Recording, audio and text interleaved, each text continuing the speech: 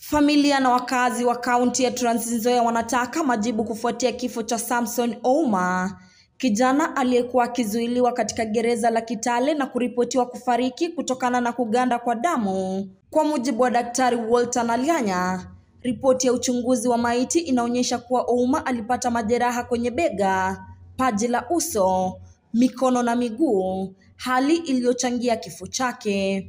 Going inside the body, dissection of the body, he had a pulmonary, we call it pulmonary thromboembolism. That is a clot, yeah, within the blood vessels that carry blood from the heart to the lungs.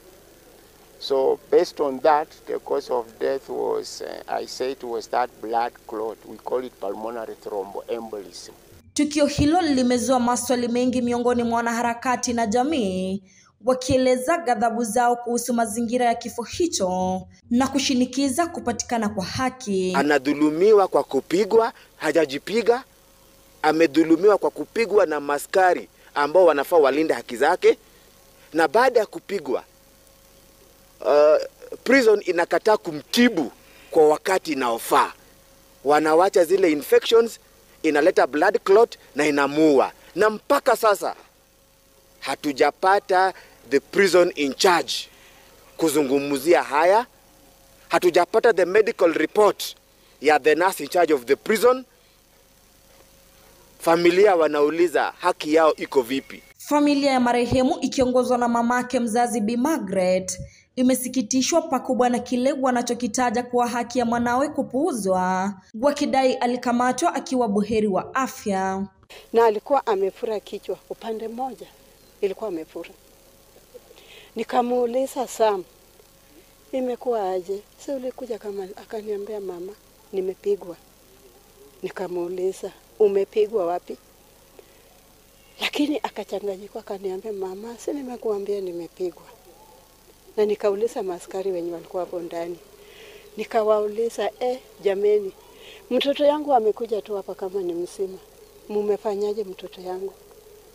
Hakuna mwenye alinijibu. Kwa sasa Bi Margaret anaitaka serikali kubainisha mazingira ya kifo cha Ouma, akisisitiza kuwa alijeruhiwa mikononi mwa polisi. Mimi serikali wanipee tu mtoto yangu jameni, juu ilitoka kama ni msima. Mimi nilijua mtoto yangu ameenda sel atakuja. Wale mama. Sikujua atakuja na jeneza. Na mimi ni mama tu mjane.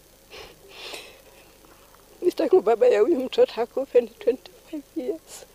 Taarifa za polisi zinaonyesha kuwa Ouma mwenye umri wa miaka 36 alikamatwa Septemba tarehe 7 baada ya kupatikana na bangi na kufikishwa mahakamani siku iliyofuata. Baadaye alihamishwa hadi gereza la Kitale ambapo aliripotiwa kuugua ghafla na kufariki alipokuwa akipokea matibabu katika hospitali ya rufaa ya Kitale. Leo asubuhi ndio tunaweza kupata habari kana kwamba Samson aliweza kuugua akiwa prison na akapelekwa hospitali tarehe 15 na baadaye akaaga tarehe 16.